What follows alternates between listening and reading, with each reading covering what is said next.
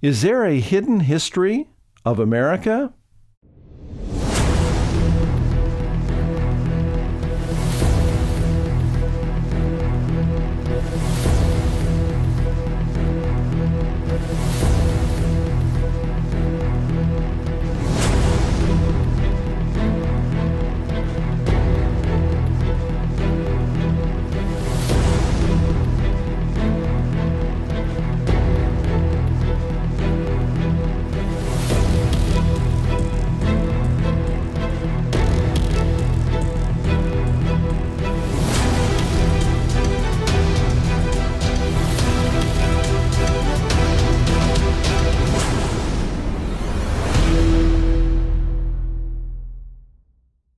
Welcome, friends. This is Dane Rome, your announcer for today's Last Days Beacon program. Thanks for listening, and thanks for joining us again. And just a reminder that these programs are supported by your gifts to this ministry. If you'd like to contribute to this ongoing faith ministry, which deals with Bible prophecy and current events, simply go to our website to contribute. Our website address is www.swpm.us.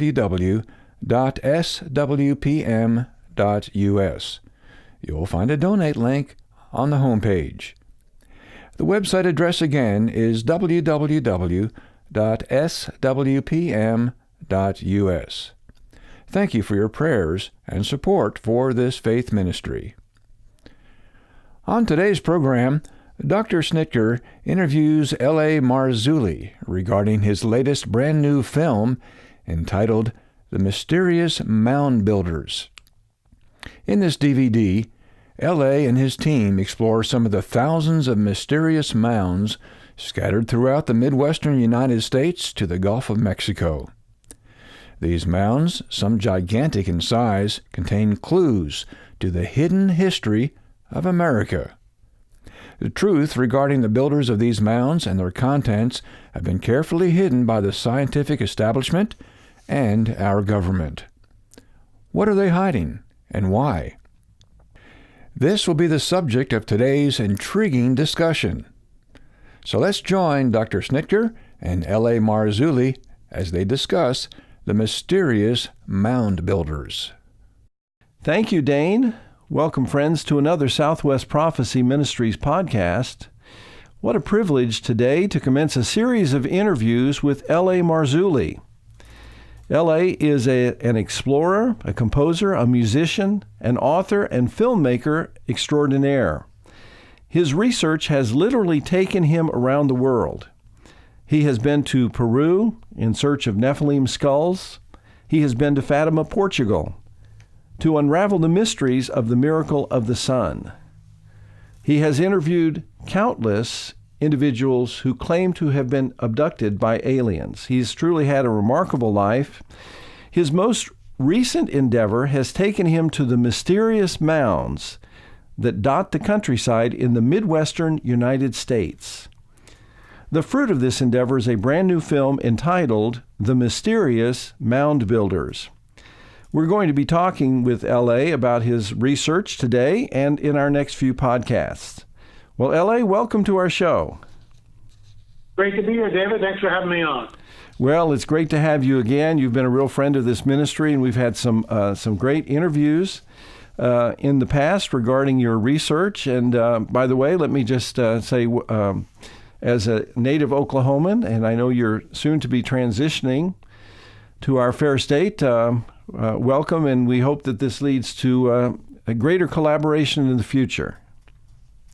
Well, I really appreciate that, and we're anxious to get settled in there. I'm looking forward to it. Okay. Well,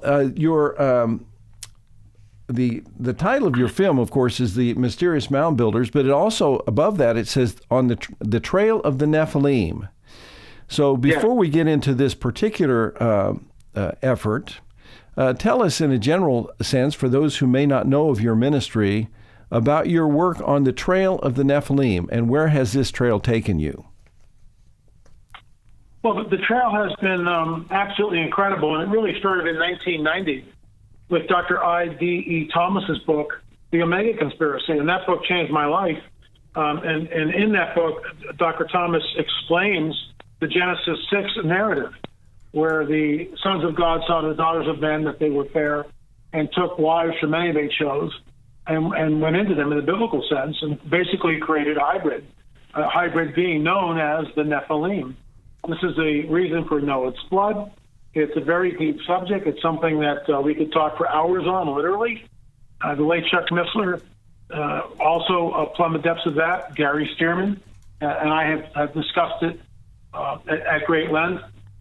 When you think of Thomas Horn, Steve Quayle, Timothy Alberino, all these guys have looked at the Nephilim, written books at them. Ryan Pitterson is another author, more recent, who's come on the record about the judgment of the Nephilim. So, I mean, it's a matter of historical record, and unless a Christian understands Genesis 3:15, which is, most people know that, but it's right after the fall in the garden, and we see Adam and Eve on one side and the serpent on the other, and I believe it's the pre-incarnate Jesus, Yeshua, that's in the garden with them.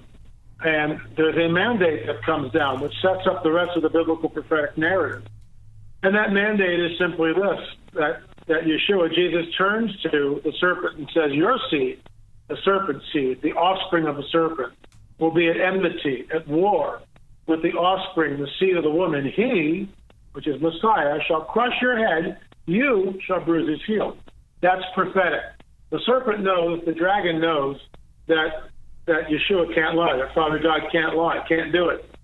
And so that pronouncement that someone is coming, the seed of the woman, is going, whoever that is, Mashiach, Messiah, will come and crush your head, take your kingdom from you. And so he knows that. And he has got basically one strategy to deal with it, and that's to pollute the genome. That is to make it so only 8 people are pure in all their generations, just like Scripture tells us. Those are the ones that go on to the ark. And the rest of the planet is completely under the deluge of Noah's flood, which is literal, and wipes out the hybrid entities which are there, which I believe also spread over into the animal kingdom. So it's a very long, torturous discussion. We could spend the rest of these short little segments just talking about that, because that really sets up the rest of the biblical prophetic narrative, in my opinion. However, when we look, and this has been the sort of the centerpiece for us, sort of a nexus, if you will, for the whole series, On the Trail of a Nephilim. If they were here, and also afterwards, when Joshua and Caleb go into the Promised Land, the Nephilim are there. If so, do we see vestiges? Do we see proof of a Nephilim on the earth? And that is the basis of the entire series, because there is proof. And that's what we drill down to, certainly in this film and the ones to come. I'm just going to guess at least 30 episodes in this, at least 30, maybe more, who knows. There's just no end to it. And episode 2 is being edited as we speak and should be out hopefully around the end of March. That's great. I'm looking forward to seeing part 2 of this. You know, when we think about the trail of the Nephilim, and of course there's much evidence that you have uncovered and much more to be uncovered, you know, the devil is quite a deceiver, and he likes to cover his tracks. And so when we think about this film, and you use the term the hidden history of America, and really it's a hidden history throughout the world. We have the evidence of the Nephilim, but the devil and his crowd are working overtime to cover the tracks and to obscure this reality, because it doesn't fit the narrative that they're trying to impress upon the people. So what you're trying to do is really correct the record, to pull back the curtain for the hidden history, particularly of America in this particular film. But as you've gone to various parts of the world, I'm sure you've seen the same cover-up of the evidence of this trail of the Nephilim. Well, I have, and I'll just deviate a little bit from what this film is talking about. This is, we went down to Peru last year, and I've been down there many times, and I will be going down again. not in the near future, as well as other sites. But there's one particular site called Sacsayhuaman, and I've been there twice and spent a lot of time filming there. And these are megalithic stones. What I mean by that, these stones are gargantuan. Some of them are upwards of around 100 tons, and they're huge. I mean, they're absolutely. Some of them are like 20 feet tall, and just it's megalithic. It's gargantuan, Herculean, whatever term you want to use to label these. And there's no beast of burden in the Neolithic, let's say 3,000 years ago, when allegedly these were built. They are polygonal shaped stones fitted together absolutely perfectly. So literally, you can't put a piece of paper between them. Now, you'd be hard-pressed to do that in modernity with cranes and lasers and diamond saws. This was done in the Neolithic where they had copper chisels. And copper cannot cut the type of stone that is used to construct Sacsayhuaman, which, of course, is extremely hard. It's andesite. The stone is called andesite, and it's number 7 on the Mohs hardness scale, 10 being the hardest, but diamond, and going down from there. So it's an awfully hard stone. You can't cut it with a copper. We've had it, actually someone do a test on film for us, and it's the copper chisel dulls immediately. I mean, the first strike, the copper chisel dulls. So you can't do it. And if you can't do it, then these guys better rethink their paradigms. Of course, they won't, and they keep insisting that the Inca built them, when the Inca, just like the North American First Nation people, said, no, we had nothing to do with Sacsayhuaman. It was here when we got here. When we came into this area, this site was already here. And we hear this over and over and over again, even in the Americas, that First Nation people, when white settlers came into the Newark Circle Mound, we talk a little bit about this in Moundbuilders' film, and of course, episode 1. In episode 2, we really get into it. But the white settlers were told by the First Nation people, no, we had nothing to do with this. It was here when we got here. So, and in the film, there's Chief Wallace from the Shawnee tribe, who states on the record that why the Shawnee have always respected the mounds and revered them. In no way did they build the Serpent Mound. So this goes against the actual signage, which is at the Great Serpent Mound, but I'm kind of digressing. The bottom line is, David, is that these monuments are global. They are everywhere. You just got to know where to look and dig down a little bit. And then you see that there is a hidden history, which has been deliberately managed and obfuscated from the people of the world. And frankly, the American people and the people of the world have a right to know our origins, our true origins, not the nonsensical Darwinism, which has been crammed down everyone's throat. But what's really going on? Why are all these monuments here? Who built them and why? Right. And where did the technology go? Well, what is the extent of these mysterious mounds in the Midwest? Are there just a few of them? Oh no, there's 10,000 alone in Ohio. 10,000 mounds alone in Ohio. Now, many of them are smaller. And some of these Native Americans did reconstruct. They copied. I get that. But the larger ones, like the Circle Mound, the Serpent Mound, the Octagon Mound, Miamisburg, I do not believe for a moment that these were built by First Nation people. We had one guy was harping about our test that we did with the hoe. And he was saying, well, if you got about 3,000 people, this could be built in 8 years. Okay, fine, that's great. So where are you going to get the 3,000 people? And you remember, in some of these places, the ground freezes. So it limits your construction. And these are hunter-gatherer societies with no refrigeration. So it's a whole different paradigm when you start drilling down into who or what may have built the mounds and how. We still don't know how they compacted the dirt so that it wouldn't erode. And we're going to, at some point in the near future, hire a soils engineer to go in to a mound and do a test to find out what's the compaction level and how could that possibly be done in antiquity. And these are things that need to be done. This is hardcore science.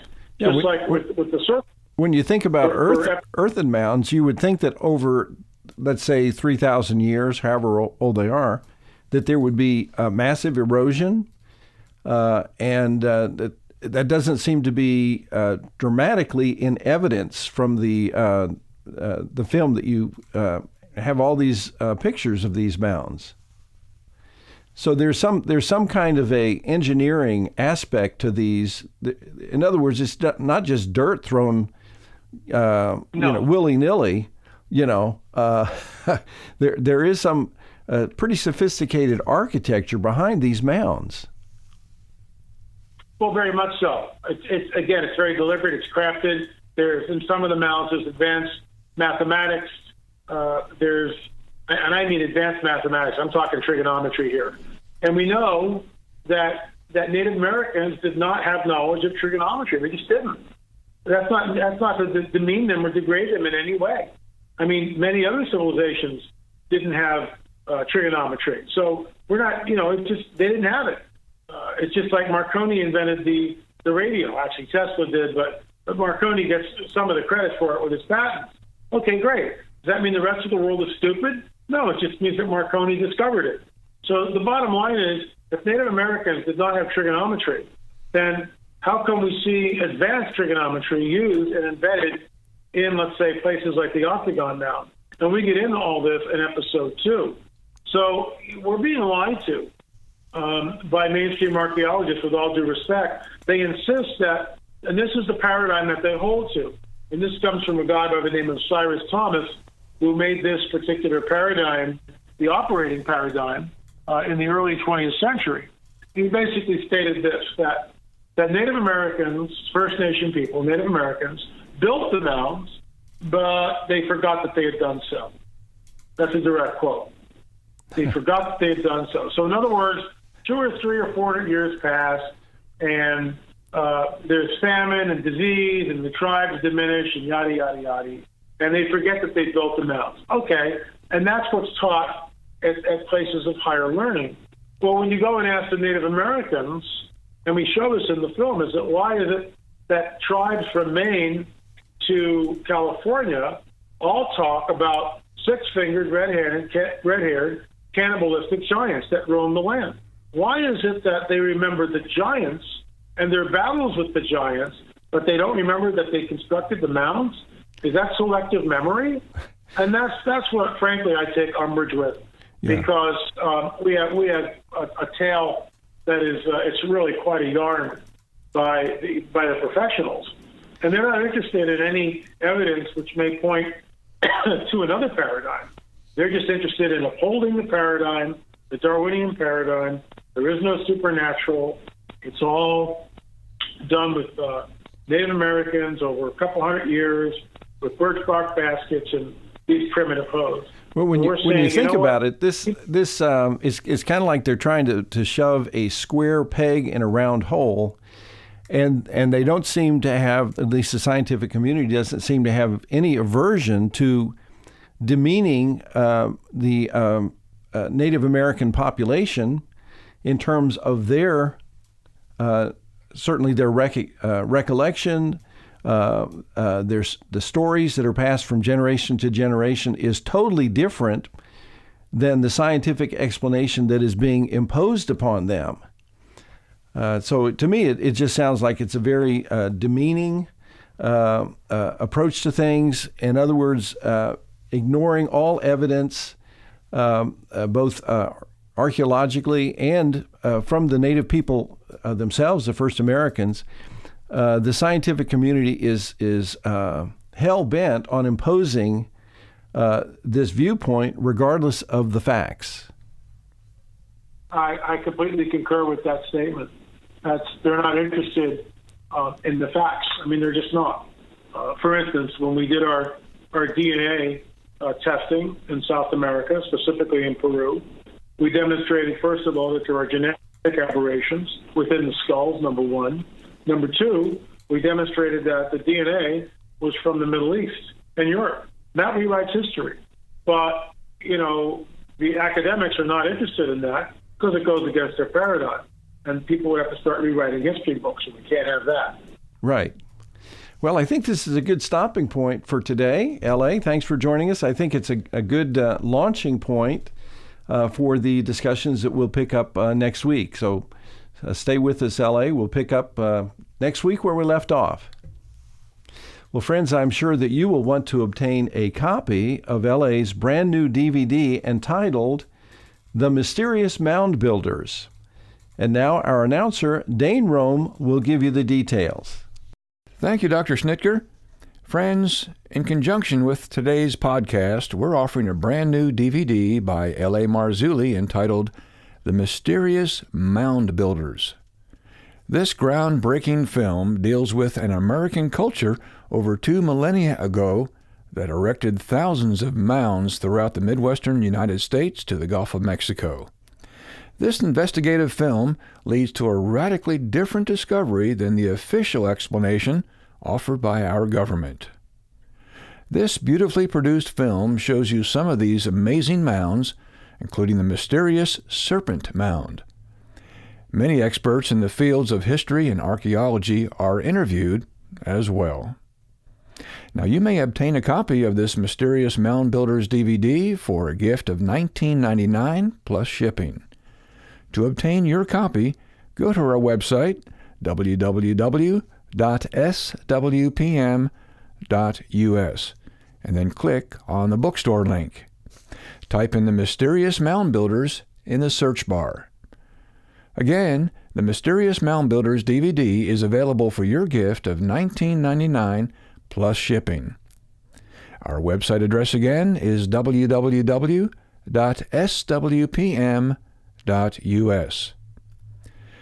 Well, please join us for next week's Last Days Beacon program, brought to you by Southwest Prophecy Ministries. Until then, this is your announcer, Dane Rome. Thanks for listening.